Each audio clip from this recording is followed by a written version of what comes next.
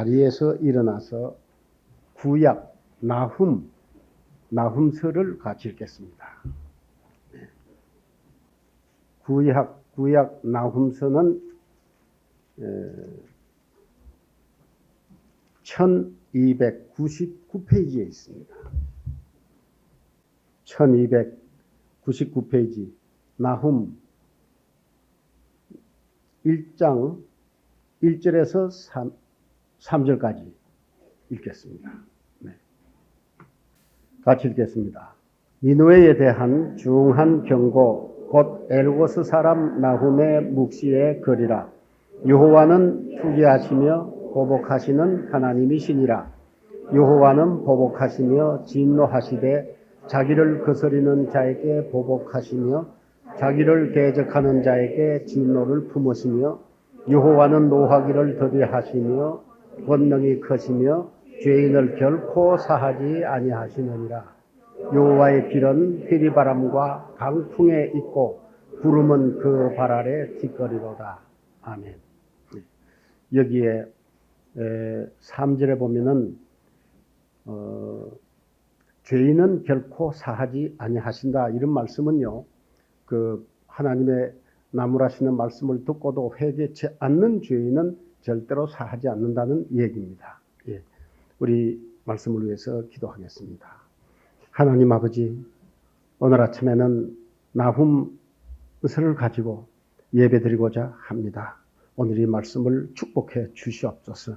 오늘 이 말씀이 들어는 새로운 생명을 얻게 하는 놀라운 말씀이 되게 해 주시며 또 우리 그리스도인들에게는 놀랍고 변화되는 믿음을 갖는 놀라운 시간이 되도록 성령께서 역사해 주시옵소서. 하나님의 말씀 없이는 저희들이 구원도 받을 수 없고 살 수도 없습니다. 오늘 나훔서에 담겨져 있는 귀중한 교훈을 우리 각인이 마음속에 새기고 돌아갈 수 있게끔 해 주시옵소서. 오늘 여기에는 새로운 분들도 여러분이 나오셨습니다. 하나님께서 환영해 주옵시고 구원으로 인도하여 주시옵기 원합니다. 이제 찬송과 또 헌금과 이 시간은 말씀으로 영광을 받으시고 저희를 축복해 주시옵소서. 예수님의 이름으로 기도하옵나이다. 아멘. 자리에 앉으십시오.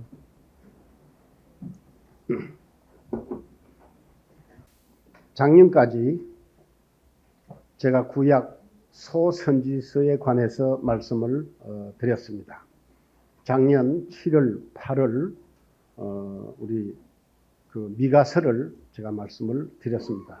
미가서 다음 오늘 나훔을 말씀드리고자 하는데 작년에는 제가 소선지서라고 하는 하나님의 구약의 그 말씀을 드렸습니다. 우리들이 구약 그 예언서를 두 가지로 분류합니다. 예언의 내용이 많은 것을 대선지서라고 합니다. 예를 들면 이사야, 예레미야, 에스겔서 내용이 참 많죠. 이런 것을 대선지서라고 합니다. 그러나 그 후로부터는 내용이 아주 적습니다.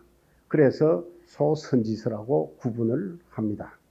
그런데 대선지서건 소선지서건 이 그 골자 뜻은 아주 중요한 핵심은 세 가지로 압축시킬 수 있습니다. 첫째는 대선지서, 소선지서 할 것 없이 이스라엘 민족들의 죄를 고하는 것입니다. 두 번째로는 회개하지 아니하면 너희들은 멸망을 당한다. 이런 것을 두 번째로 말씀을 경고하고 있습니다. 세 번째로는 훗날에 하나님께서 이스라엘 민족들을 완전히 회복해 주신다. 이런 세 가지 뜻으로 압축될 수가 있습니다. 그런데 어떤 분들은 왜 하필 주일 오전 예배 때에 소선지서 구약시대 지금부터 약 2500년 이전에 있었던 일들을 왜 오전 예배 때 말씀을 해 주십니까? 지금은 말세고 예수님 오실 날이 가까웠는데 거기에 좀 해당되는 귀중한 말씀을 해 주시면 더 안 좋겠습니까? 이렇게 생각하실 분이 없지 않을 것입니다. 그러나 여러분, 이 옛날 그 이스라엘 민족들이 망하기 전에 이 구약에 기록되어 있는 이 말씀이 어느 말씀보다도 이 시대에 살아가는 우리들에게 가장 귀중한 교훈이 될 것이고 생명의 말씀이 될 것을 저는 믿습니다. 여러분 한번 생각해 보십시오. 예수님께서 이 세상에 오셔서 말세에 관한 예언을 해 주실 때마다 반드시 인용된 그 예화가 있습니다. 예화가 아니라 인용된 얘기가 있는데요. 그것은 그 멸망하기 전에 선사시대가 왜 멸망했느냐, 이스라엘 민족이 왜 멸망했느냐, 또 이 기원 이후에 기원전 예수님 오시고 나서 이스라엘 민족들이 왜 멸망하게 됐느냐, 그 옛날 멸망하게 된 이유와 함께 우리 다가오는 인류의 멸망을 경고하고 있는 것을 여러분들이 보게 될 것입니다. 그래서 마태복음 24장이나 누가복음 17장 기타 하나님의 말씀을 보면 앞으로 다가오는 인류 최종말의 멸망을 경고하시면서 예언을 하시면서 꼭 지난날의 그 멸망사를 꼭 인용하는 것을 보게 됩니다. 그것은 여기에 공통점이 있기 때문에 그렇습니다. 그래서 제가 이 구약 마지막 책들을 제가 말씀드리는 이유도 거기에 있습니다. 오늘은 이 나훔서 3장까지 있죠. 오늘 나훔서 3장 전체를 다루어서 말씀을 드리고 싶습니다. 오늘 드릴 제목은 니느웨의 멸망이 주는 교훈, 이런 제목으로 말씀을 드리고자 합니다.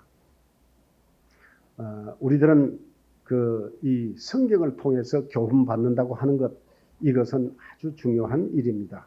고린도전서 10장 11절에 보면은 저희에게 당한 이런 일이, 옛날 사람들이 당한 이런 일이 거울이 되고 또한 말세를 만난 우리의 경계로 기록을 하셨다고 말씀을 하고 있습니다.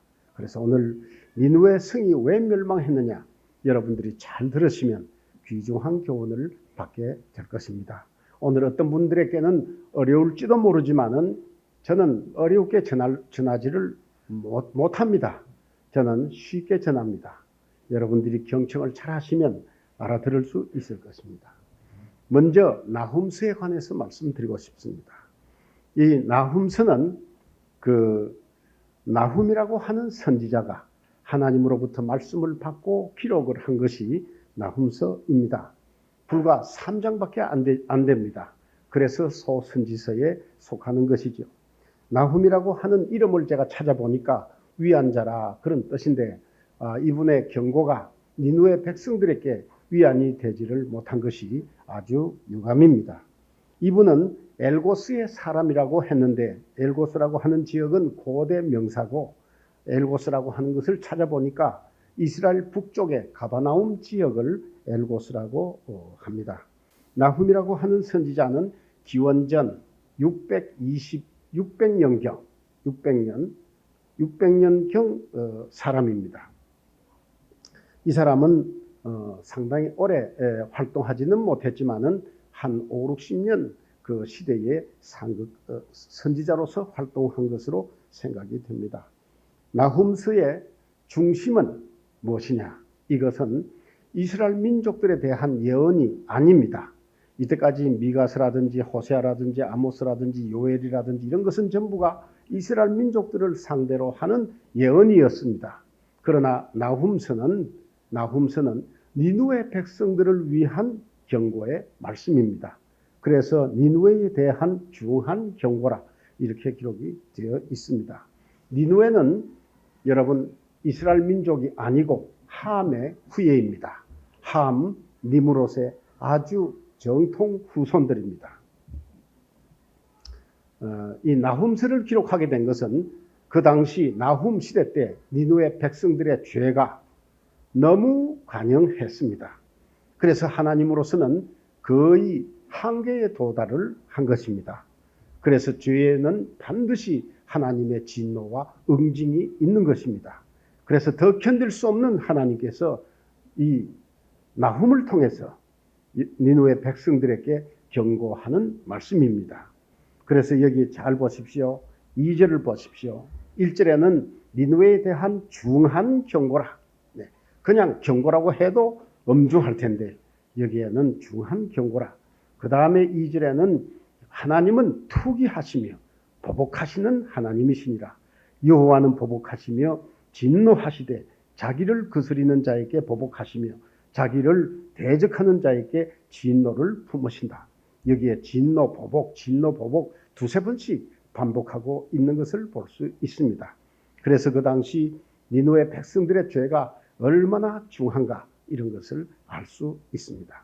두 번째, 우리들은 이 말씀을 들으면서 요나 선지자가 계셨던 시대하고 나훔 선지자가 계셨던 시대의 니느웨가 무엇이 다르냐, 여기에 대한 질문이 있을 수 있습니다. 우리들은 작년에 요나서에 대해서 말씀을 들었습니다. 여러분 잘 아시다시피 그 당시도 니느웨 성은, 니느웨 사람들은 말할 수 없는 죄를 지었습니다.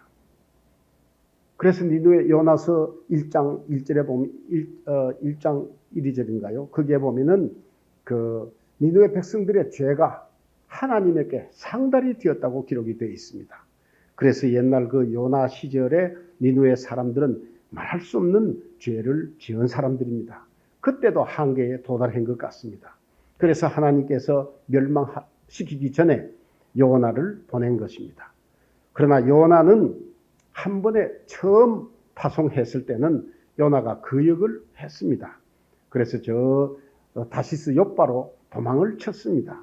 그러나 그를 잡아가지고 그 큰 고기 뱃속에 집어넣고 주야 3일간 훈련을 시켰습니다.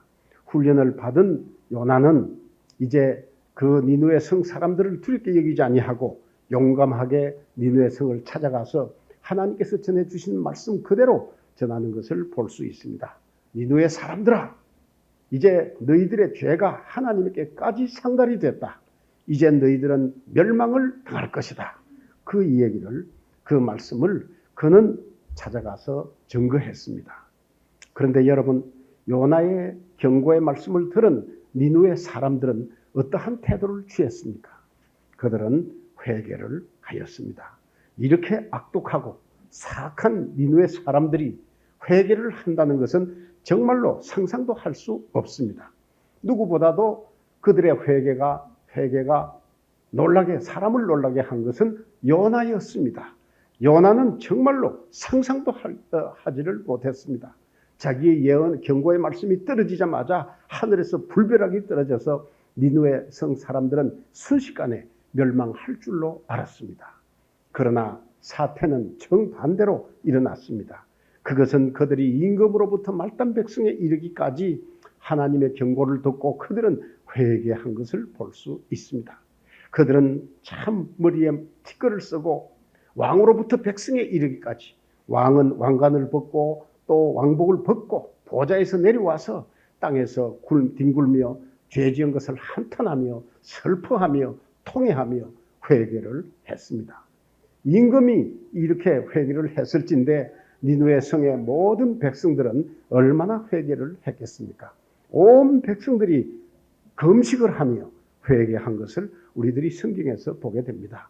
그들의 회개가 도가 지나칠 정도로 어떻게 회개를 했든지 간에 짐승들까지도 베옷을 입히고 먹는 것을 주지 않고, 짐승들이 무슨 회개야 했겠습니까마는 사람들의 주인들인 사람들의 회개에 그들도 아주 보조를 맞춘 것을 볼 수 있습니다. 그래서 니느웨 백성들의 회개는 참으로 장엄하고 아름답고 겸손하고 놀라운 회개였습니다. 그래서 예수님께서 우리 신약에 보면은 예수님께서 그 당시 복음을 전하시면서 회개하지 않는 백성들에게 니느웨 사람들의 회개를 예를 들면서 그들을 칭찬하고 이제 장차 니느웨 사람들이 일어나서 너희들을 정죄할 것이라고 예수님께서 말씀을 하셨습니다. 정말로 니느웨 사람들의 회개는 모범적이 될 만합니다. 성경을 한번 보십시오. 어느 민족이 거족적으로 회개한 사실이 있습니까? 없습니다. 오직 니느웨 사람들만 거족적으로 회개해서 구원받은 것을 볼 수 있습니다.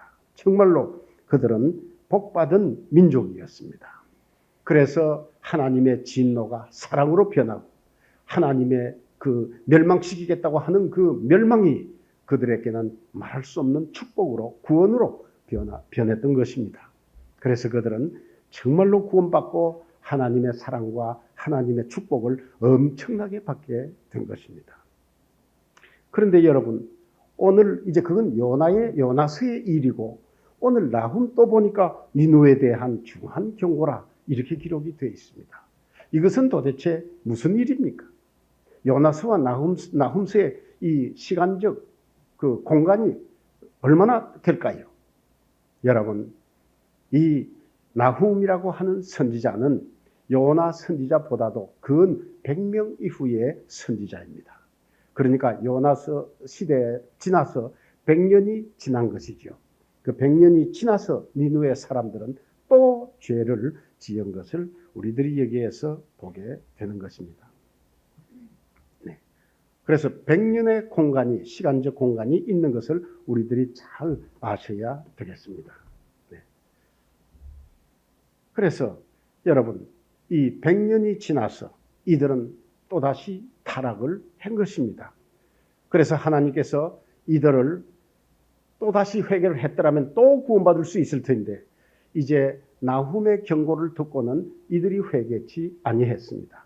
그래서 기원전 612년 바벨론 제국하고 메대 제국 두 나라를 연합시켜서 하나님께서 무장을 시키고 일으켜서 이 아수로 제국을 완전히 멸망을 시켰습니다.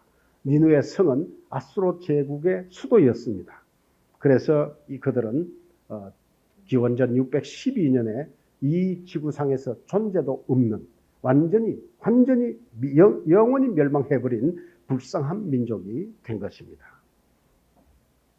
그러면 세 번째로는 이 니느웨 성 사람들의 재타락에 관해서 말씀을 드리고 싶습니다.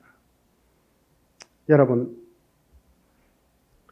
이 두 번째 나훔의 경고를 들은 니느웨 사람들은, 이 사람들은 재타락을 했는데 이 사람들은 하나님의 경고를 듣고도 끄떡하지 아니했습니다. 오히려 더 하나님을 거역하고 죄악 속에서 그들은 죄악을 탐닉하는 악한 민족이 되어버렸습니다. 그런데 여기에 그 나훔 시대의 니느웨 성 사람 죄가 하나님에게 상달됐다고는 기록이 되어 있지 않지만은 여기에 보면은 중한 경고라, 그리고 2절에 보면은 하나님의 진노 보복 영급 말씀이 된 것을 보면은 이 나훔 시절의 이 니느웨 성은 옛날보다도 더 타락한 것을 볼 수 있습니다. 우리 여기 그 1장 12절을 보겠습니다. 1장 12절이요. 1장 12절에 보면은 여호와께서 말씀하시기를 그들이 비록 강장하고 중다할지라도 반드시 멸절을 당하리니. 여러분, 이 말씀이 무슨 뜻인 줄 아십니까? 요나 시절로부터 100년에 이르기까지 이 니느웨 성 사람들, 아수로 제국 사람들은 하나님께서 그들이 회개함으로써 구원해 주셨을 뿐만 아니라 하나님께서 큰 사랑과 축복해 주신 것을 볼 수 있습니다. 그래서 구원받은 그들은 그 후 굉장히 부흥하고 발전하고 아주 강대국이 된 것을 볼 수 있습니다. 12절에 보십시오. 강장하다. 니느웨 성, 아수로 제국 사람들이 강장하다 그랬습니다. 강은 강대하다 그런 뜻이고, 또 장하다, 강장하다. 그러니까 그 당시 최고의 강대국이 된 것을 볼 수 있습니다. 강대국이 됐을 뿐만 아니라 중다할지라도 그렇게 말씀을 합니다. 중다는 국민들의 번성을 말하는 것입니다. 그러니까 이 아수로 제국이 그 요나 시대를 거쳐서 구원을 받고 수십 년 동안 얼마나 부흥하고 강하게 된 것인지 우리들은 충분히 상상을 할 수 있습니다. 뿐만 아니라 그때 그 기세, 아수로 제국의 기세 등등한 것, 그리고 아주 교만한 것. 여러분, 이 세상에서도 강대국은 굉장히 교만합니다. 없는 나라들 멸시합니다. 없는 나라들이 어디 그게 사람으로 취급합니까? 이 세상도 마찬가지예요. 강대국들은 말이 굴소리가 크고 그들의 말이 정이고 그들의 말이 선이고 그들의 말이 전부입니다. 네. 옛날은 더욱 더 그랬겠죠. 그러니까 아수로 제국의 그 기세등등한 민족적 교만, 이것은 말할 수가 없습니다. 뿐만 아니라 그들은 정말로 약탈 행위를 아주 일 삼아서 더욱 부자가 된 것을 볼 수 있습니다. 2장 8, 9절을 보겠습니다. 2장 8, 9절이 니느웨는 예로부터 물이 모인 못 갔더니 이제 모두 도망하니 서라 하나 돌아보는 자가 없도다.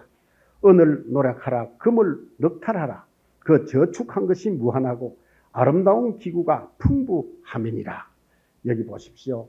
그 아수르 제국 그 수도인 니느웨에는 뭐가 있다고요? 예, 여기에 보니까 그들이 저축한 것이 무한하다고 말씀을 했습니다. 이들이 무엇을 해서 저축을 했을까요? 공장을 세워가지고 제품을 만들어서 수출을 해가지고 돈을 벌었을까요? 아닙니다. 이것은 그 당시 그들의 강대함을 빌어가지고 그 주변의 약소국들을 막 쳐버렸습니다. 그리고 물건들을 약탈한 것을 볼 수 있습니다. 강대국이니까 그 당시 그런 짓밖에 할 것이 없었던 것 같습니다. 여러분, 그 당시 북왕조 이스라엘 민족도 이들에 의해서 멸망을 당한 것입니다. 그들은 뭐 닥치는 대로 금은 보화를 뺏어와서 자기네들의 나라에 쌓고 그렇게 해서 부자가 된 것입니다.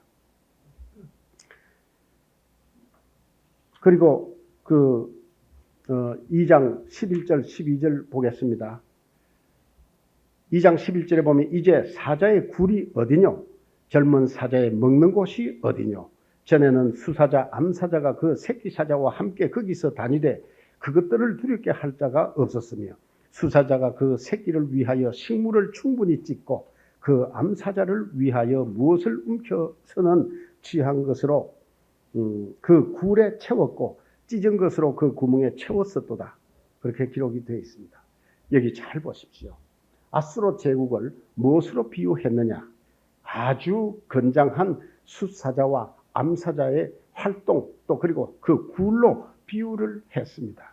그 당시 아수르 제국 외의 주변의 모든 나라들은 뭐 사슴이나 또는 뭐 토끼나 이런 짐승에 불과했습니다. 오직 아수르 제국만은 사자와 같았습니다. 그래서 사자가 두루 돌아다니면서 연약한 짐승들을 막 잡아와서 굴에 놓고 그들은 배불리 먹고 지냈습니다. 마치 굴의 사자의 소굴로 비유한 것을 볼 수 있습니다. 그래서 그 당시 아수르 제국이 얼마나 포악하고 얼마나 사납고 그 변방의 민족들을 멸망시키고 약탈했는지를 우리들은 상상할 수 있습니다. 다른 모든 것은 연약한 동물들이라면 아수르 제국은 사나운 사자와 같은 그런 나라였습니다. 그래서 우리들은 그 당시 아수르 제국이 얼마나 강했는가를 알 수 있습니다. 그 다음에 한번 또 보십시다. 그들은 인명을 사람의 목숨을 파리의 목숨으로도 여기지를 아니했습니다. 오직 저희들 족속만 귀하지 다른 모든 이웃나라 사람들은 생명이 아닙니다. 그들은 아주 포악한 것을 볼 수 있습니다. 3장 1절에서 읽습니다. 화 있을진저 피성이여 그 속에서는 괴혈과 강포가 가득하며 넉탈이 떠나지 아니하는도다. 획획하는 채찍소리, 굉갱하는 병거 바퀴소리, 뛰는 말, 달리는 병거, 충돌하는 기병, 번쩍이는 칼, 번개 같은 창, 살육당한 때, 큰 무더기 죽음, 무수한 시체의 사람이 그 시체에 걸려 넘어지니. 이것은 니느웨 성 안에 그 모습을 여기에서 볼 수 있는데 그들은 해외 여러 나라의 물건만 뺏은 것이 아니고 사람들도 마구잡이로 잡아와가지고 자기 나라의 그 포로로 그 일을 시킨 것을 볼 수 있습니다. 니느웨는 정사각형의 15km가 되는 그런 큰 성이었다고 합니다. 그 성이 얼마나 높습니까? 한 50m 정도 높다는 겁니다. 제일 위에는 병거 3대가 옆으로 달릴 수가 있습니다. 이런 것을 전부 포로로 잡아와서 그랬습니다. 뿐만 아니고 마구잡이로 죽이고 사람을 죽여서 희한한 일들을 다 한 사람들이 바로 이 사람들입니다. 오죽하면 니느웨 성을 3장 1절에 화 있을진저 무슨 성이요? 피성이에요.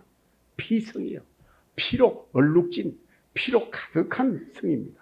이것은 저희들끼리 죽이고 하는 것이 아니고 여러 나라에서 잡아온 사람들을 그렇게 죽였다고 하는 것입니다.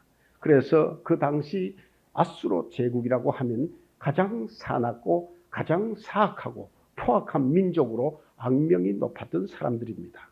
우리들은 근세사에서 독일의 이 나치 정권이 나치가 가장 무서운 말하자면 사람들로 알려져 있습니다. 그러나 구약 시절에 가장 사납고 악독한 것은 바로 아수르 제국의 사람들이었습니다. 얼마나 악하고 타락을 했는지, 얼마나 무서운 사람들로 변했는지 모릅니다. 그것만 가지고 만족한 것이 아니고 우리 1장 또 14절 보겠습니다. 나 여호와가 네게 대하여 명하였나니 내 이름이 다시는 전파되지 않을 것이라. 그러니 그 당시 이 아수르 제국이 온 세계에 그 강대하다고 하는 유명한 그 명성을 떨친 것을 볼 수 있습니다. 그 당시 지구 사람 치고 아수르 제국을 모르면 지구 사람이 아니라 할 정도로 그들의 그 강대함이 명성이 높았던 것을 볼 수 있습니다. 그러나 제가 여기서 읽고자 하는 것은 그 다음입니다. 내가 네 신들의 집에서 새긴 우상과 부은 우상을 멸절하며 내 무덤을 예비하리니 이는 네가 비루함이니라. 우리 여기 보면은 마지막으로 그 아수르 제국의 사악한 것은 우상 숭배인 것을 볼 수 있습니다. 3장 4절로 다시 갑니다.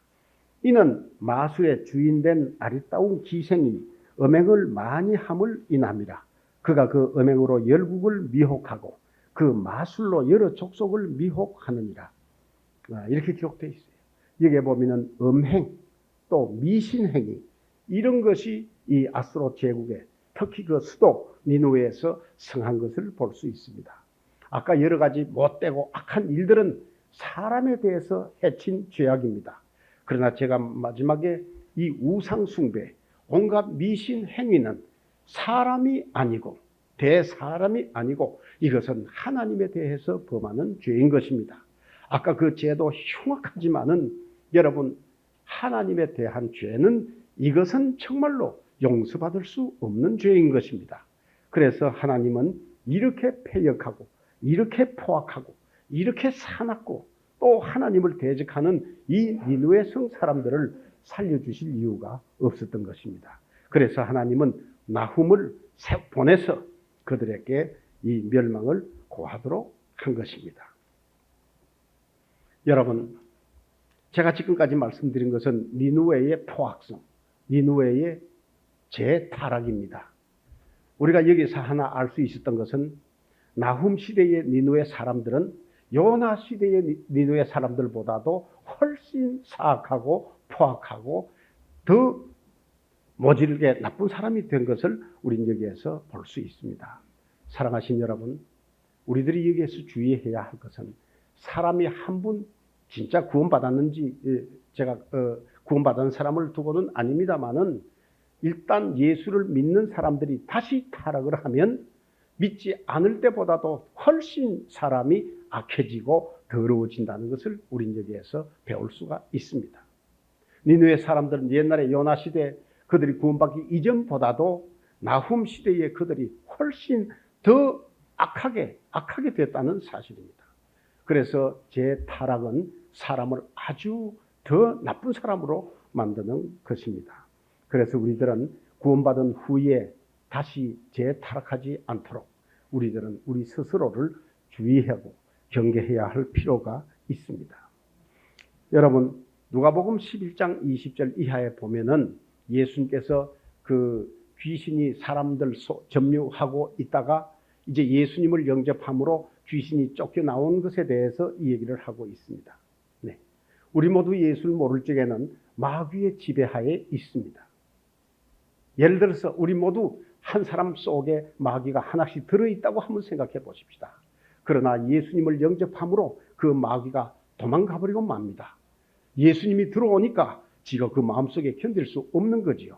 사람을 이제 더 이상 지배할 수 없습니다. 그래서 쫓겨나오는 것입니다.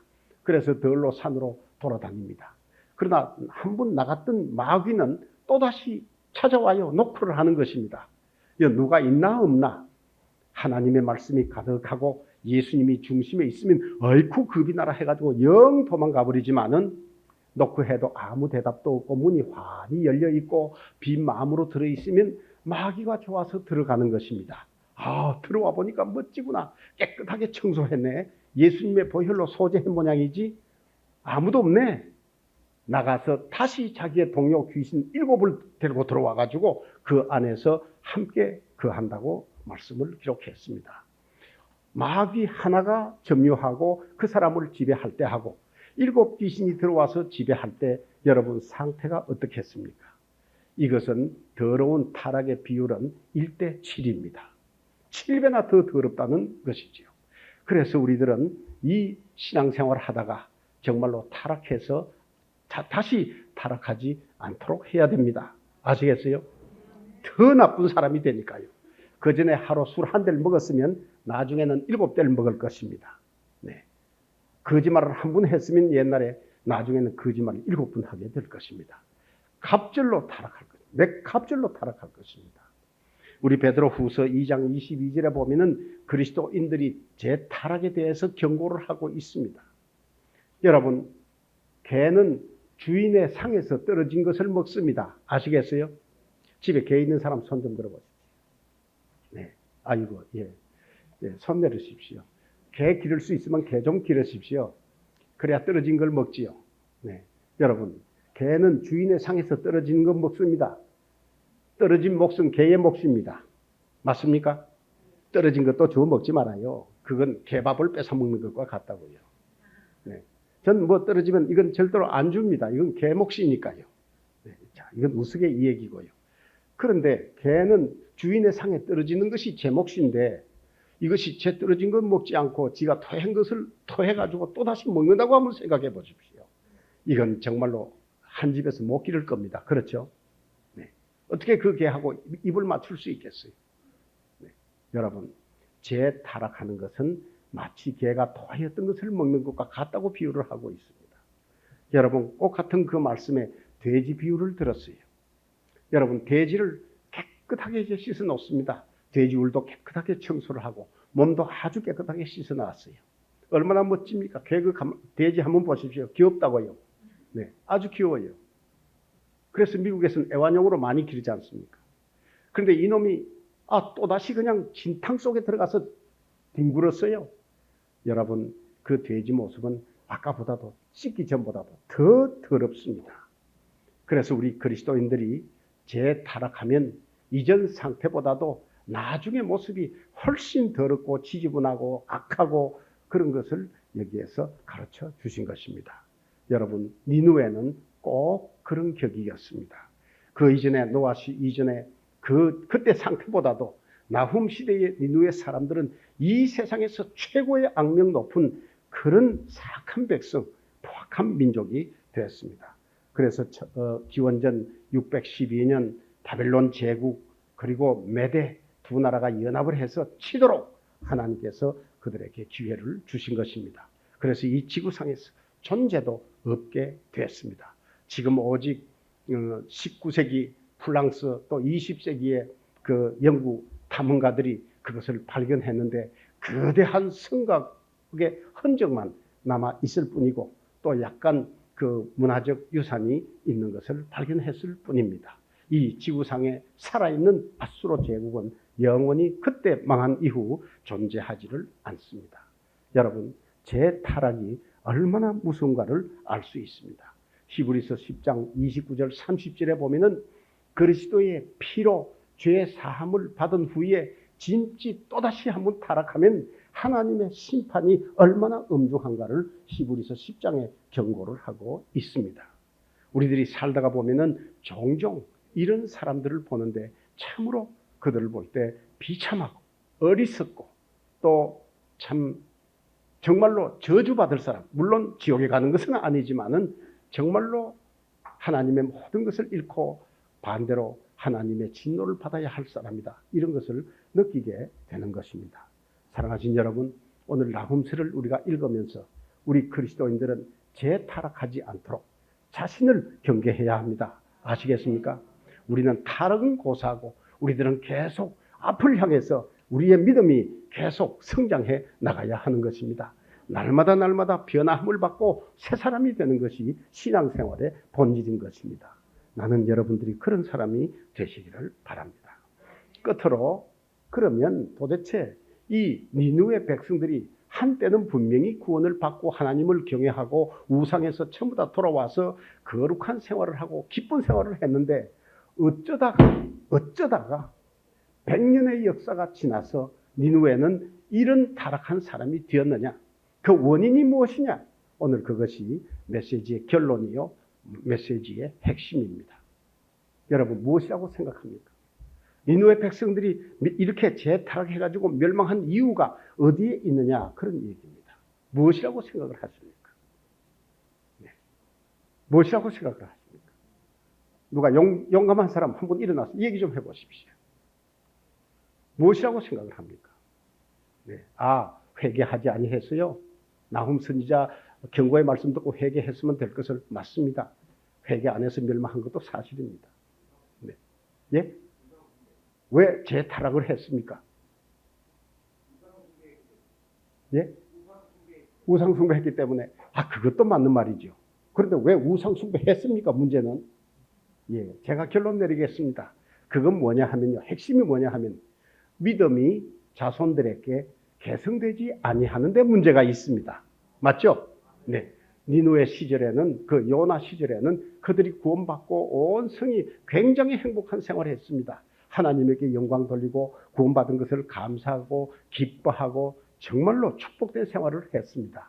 그러나 그들의 믿음은 당대로 끝났습니다. 당대로 끝났습니다. 그들의 믿음, 하나님을 경외하는 믿음, 하나님의 말씀에 순종하는 이 믿음이 이어지지 못한 데 비극이 있는 것입니다. 그것이 오늘 핵심입니다. 그래서 하나님께서 이스라엘 민족들에게 수차 얘기한 것이 뭡니까?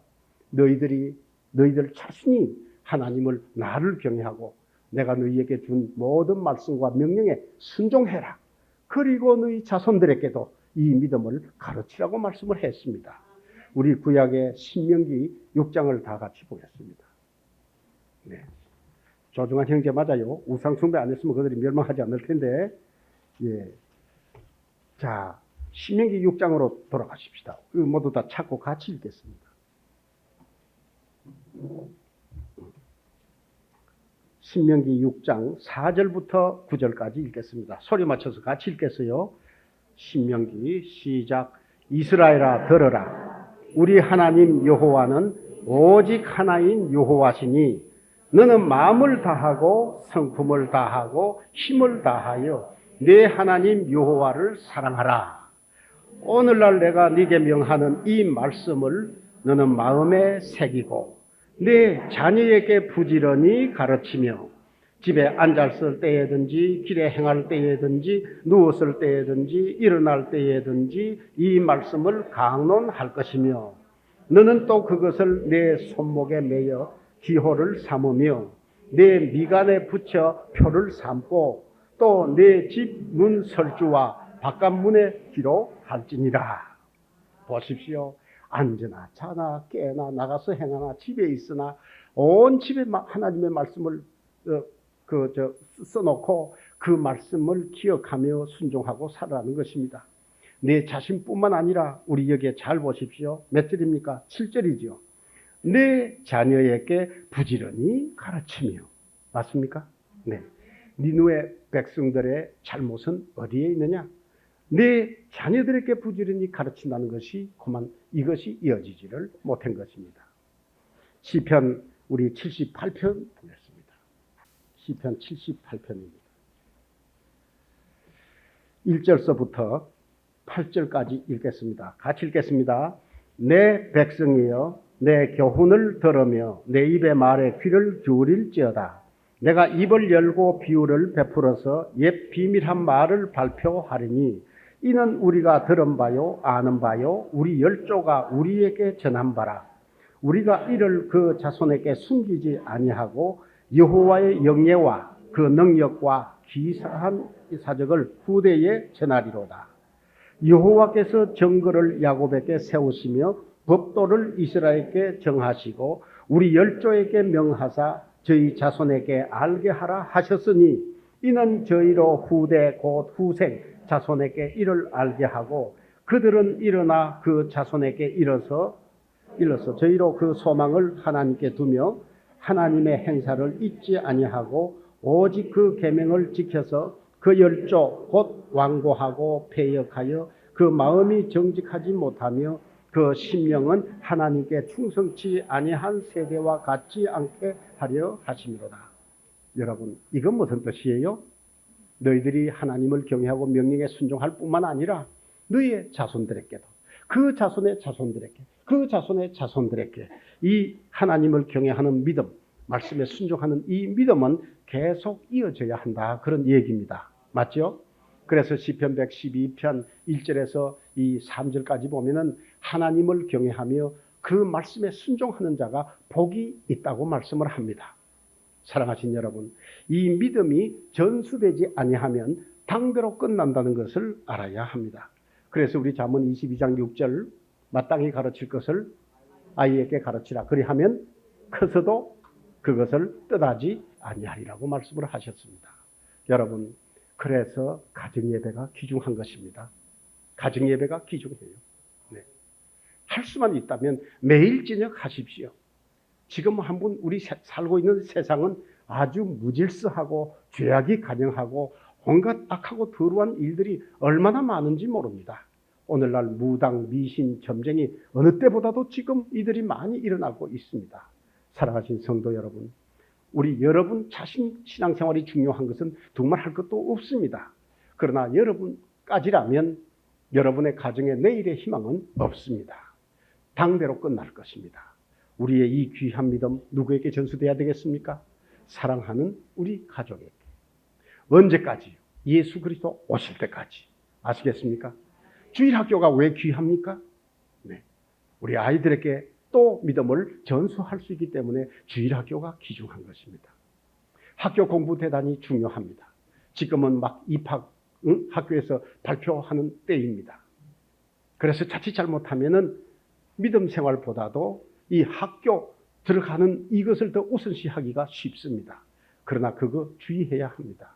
그것은 우리 믿음만큼 중요하지 않습니다. 여러분, 우리가 온 세상을 다 얻었다고 한번 해보십시다. 그러나 하나님을 경외하지 않으면 결과는 멸망뿐입니다. 무슨 유익이 있습니까? 저는 세상을 못 얻더라도 그리스도를 얻는 여러분의 가정이 되기를 바랍니다. 세상 것도 얻고 그리스도를 영원히 얻으면 더욱 좋습니다. 그래서 오늘 우리 니느웨 백성들을 통해서 배울 것이 무엇입니까? 그것은 내가 바르게 믿음을 가지고 신앙생활을 잘하고 또 내 자손들에게 계속 믿음을 이어주는 이것이 중요한 것을 볼 수 있습니다. 그렇지 아니하면 니느웨의 가족장 납니다. 니느웨의 나라 그 백성들의 짝이 난다고 우리들은 볼 수 있습니다. 그래서 우리 그 하나님의 말씀이 내 가정에 없으면 그것으로 끝장입니다. 네. 그것으로 모두 다 하나님과의 교제가 끝나고 신앙생활이 끝나고 그 가정은 파멸로 들어갈 수밖에 없습니다.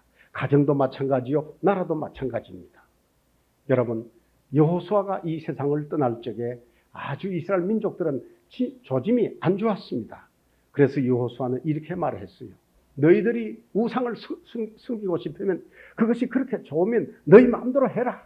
그러나 오직 나와 내 집은 하나님을 섬기겠노라. 그는 결단을 보인 것을 볼 수 있습니다. 정말로 여호수아의 말대로 아주 그 가정 이후에는 이스라엘 민족들이 여호수아 세상 떠난 이후에 전부 타락한 것을 볼 수 있습니다. 사사기를 보십시오. 혼란 시대요, 무질서 시대요, 이스라엘 민족들이 가장 비참하게 전쟁에 시달리는 시대였습니다. 왠 줄 아십니까? 그들이 하나님의 말씀이 전수되지 아니했기 때문에 그렇습니다. 사무엘이 어린아이 때, 사무엘이 태어나서 어린아이 시절에 우리 사무엘상 1장 3장 1절을 보십시오. 하나님의 말씀이 회귀하더라. 그렇게 기록이 되어 있습니다. 사무엘이 사사기 시대 끝나서 사무엘이 어린아이 때 이스라엘 민족들에게는 뭐가 회귀하다고요? 하나님의 말씀이 회귀합니다. 하나님을 경외하는 믿음도 없고 하나님의 말씀을 지키고 순종하는 가정이 없어요. 그러나 사무엘 선지자가 하나님의 말씀을 다시 선포하며 온 민족들로 하여금 하나님을 경외하고 말씀을 가르쳐서 순종하게 합니다. 그래서 나라가 든든히 서져가는 것을 볼 수 있습니다. 여러분의 가정에 말씀이 서 있으면 여러분의 가정 섭니다. 이 나라 이 민족에게 하나님의 말씀이 서 있으면 이 나라 이 민족이 발전하게 됩니다. 그러나 가정에 말씀이 없으면 그 가정은 멸망입니다. 이 나라 주의 말씀이 없으면 이 나라 멸망입니다. 하나님의 말씀은 생사 화복을 좌우하는 생명의 말씀인 것입니다. 그래서 오늘 우리들은 이것을 통해서 정말로 이 믿음의 전성이 얼마나 귀중한가를 오늘 우리들이 마음속에 새기고 예수 오실 때까지 우리 자신이 하나님을 잘 경외하고 말씀에 순종하고 대대손손 우리 믿음을 전수하는 여러분 되시기를 바랍니다.